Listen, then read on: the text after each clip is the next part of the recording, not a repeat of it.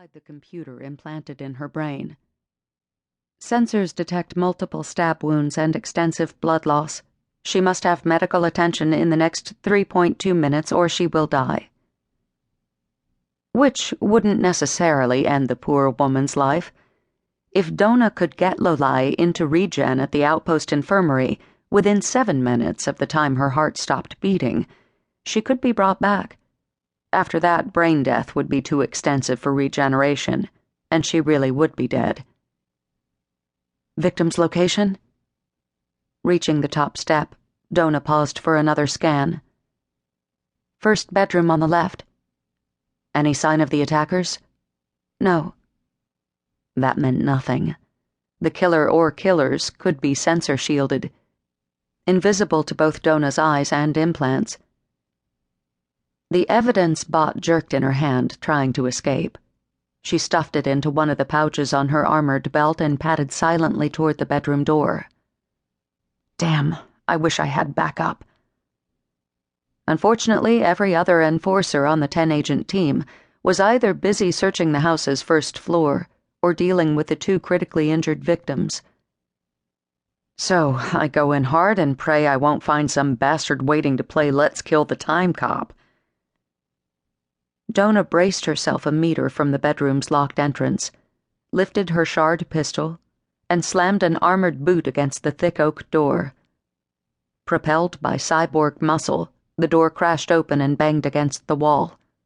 Temporal enforcer! She shot through the opening, crouched low, weapon ready. Oh, fuck. An arc of bright scarlet splatter marked the wall on her right. A small round rug squelched under her boots, bleeding streams of red across the polished wooden floor. To her left, a naked woman lay spread eagle on a canopied bed, wrists and ankles bound to its tall cherry posts. Dozens of wounds marked her breasts, belly, and thighs, drooling blood like witless red mouths. Her attacker had been particularly vicious with her face, cutting off her nose, slashing her cheeks and lips. It would take a DNA scan to identify her with any certainty, but Dona was willing to bet it was Hardin. Weight and height were right anyway. Send a message to Dr. Chogan, Dona told her implant as she padded toward the bed. Her feet left bloody footprints across the polished pine. We've got another survivor confirmed, condition critical. One of Lolai's eyes opened, rolling with terror until it fixed on Dona. The other appeared glued shut by dried blood. A tear spilled as her crusted lips moved soundlessly. I'm Temporal Enforcement Agent Dona Astrier, Dona told her, giving the room another quick, wary scan. Bed, armoire, washstand with china bowl and pitcher wreathed in painted roses. No attacker, or at least none visible. I'm going to get you into regen. Bad as her injuries were, a few hours of regeneration would heal everything but Lolai's memories. The woman's lips moved again, but the only sound she made was a low wheeze. Where the fuck is Dr. Chogan? Dona wondered, as her eyes flicked over the room again. Maybe I should just pick her up and jump back to the outpost comp. Would she survive a temporal warp in her current condition? Negative, the neurocomp replied. Given her wounds, an unprotected jump would probably cause systemic organ failure and brain death.